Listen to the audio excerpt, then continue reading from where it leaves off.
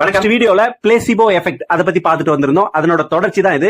அதாவது நம்ம மூளை பகுதியில் இருக்கிற ஹைப்போதாலமஸ் உற்பத்தி செய்கின்ற என்டார்பின் என்கின்ற வேதிப்பொருளை, அதாவது நியூரோ டிரான்ஸ்மிட்டரை ரிலீஸ் பண்ணுது. இந்த நியூரோ டிரான்ஸ்மிட்டரை பிட்யூட்டரி கிளாண்டும் கூட கொஞ்சம் உற்பத்தி செய்யுது. நம்ம ஏற்கனவே ஹைப்போதாலமஸ் பிட்யூட்டரி கிளாண்ட் பத்தி பார்க்கும்போது சொல்லியிருந்தோம். இதுதான் மாஸ்டர் கிளாண்ட், உடல்லே பெரும்பாலான பகுதிகளை வந்து கண்ட்ரோல் பண்ணுது. அது மட்டும் இல்லாம மன மகிழ்ச்சி சம்பந்தமான, நமக்கு பிடிச்ச உணவு, பிடிச்ச உடற்பயிற்சி, செக்ஷுவல் விஷயங்கள், இது எல்லாமே இந்த பகுதி தான் கண்ட்ரோல் பண்ணுதுன்னு. இதை பொறுத்த அளவுக்கு எண்ணங்களோட செயல்பாடுல அதுக்கு பிடிச்ச மாதிரியான விஷயங்கள் நடக்கும்போது என்டார்பின் ஆட்டோமேட்டிக்கா சுரக்க ஆரம்பிச்சிருது. அதனாலதான் அதிகப்படியான மன கஷ்டமோ உடல் வலியோ இருக்கும்போது அந்த கவலைக்குள்ளும் எண்ணத்தின் மீது நல்ல சிந்தனையும் நமக்கு பிடிச்சமான விஷயங்களையும் செலுத்தும் போது என்டார்பின் சுரக்க வச்சு அதுக்கு வலி நிவாரணம் கிடைக்கப்படுது. இந்த முறையை உபயோகப்படுத்திதான் உலக அளவில் நிறைய விதமான குணப்படுத்தும் முறைகளை கையாளுறாங்க. அக்குபஞ்சர், அக்கு ஹீலிங், ஹிப்னாசிஸ், ரேக்கின்னு சொல்லிட்டு பல வகையான முறையில குணப்படுத்துறாங்க. இதுல ஒரு சிக்கல் இருக்கு. தீவிரமான உடல் பிரச்சனைகள், அறுவை சிகிச்சை செய்யக்கூடிய அளவுக்கு இருக்க வேண்டிய விஷயங்கள்லாம் உடனடியா ஹாஸ்பிட்டலுக்கு போயிட்டு தான் ட்ரீட்மெண்ட் எடுத்துக்கணும்.